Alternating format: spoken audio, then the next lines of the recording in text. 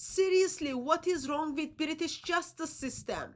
In the UK today, you can post something online, someone identifies that as wrong, or it hurt their feelings, you end up being in prison for years. But if you are supporting designated terrorist organization and breaking into a defense factory middle of the night, ram a van through the gates, smash the equipment with the sledgehammer, and joining all that, you are shattering the spine of the police officer.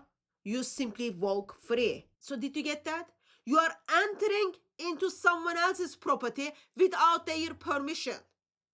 You are destroying their equipments, and you are physically harming a police officer. Alongside of that, you are sympathizing with the designated terrorist organization, and you walk free.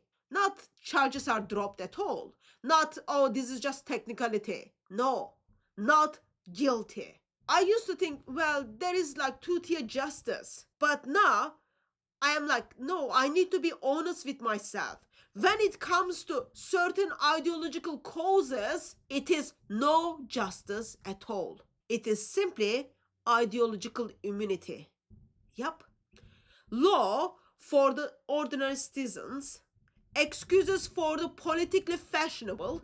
If you chant the right slogans in here, your slogans are sympathizing with the terrorist organization, then law simply looks other way. If you don't, it comes after you like a hammer. If intent doesn't matter, if property doesn't matter, if evidence doesn't matter, if police doesn't matter, and if victims don't matter, then what exactly is the law for anymore? I don't think this is about left or right. I think it is about more whether Britain still believes the law applies to everyone or only to those of us without the right slogans. And a country that stops enforcing its own laws is already halfway losing them. It is not anymore about two-tier justice. Right now, we are in the system that there is no justice for certain people at all. Very dangerous days.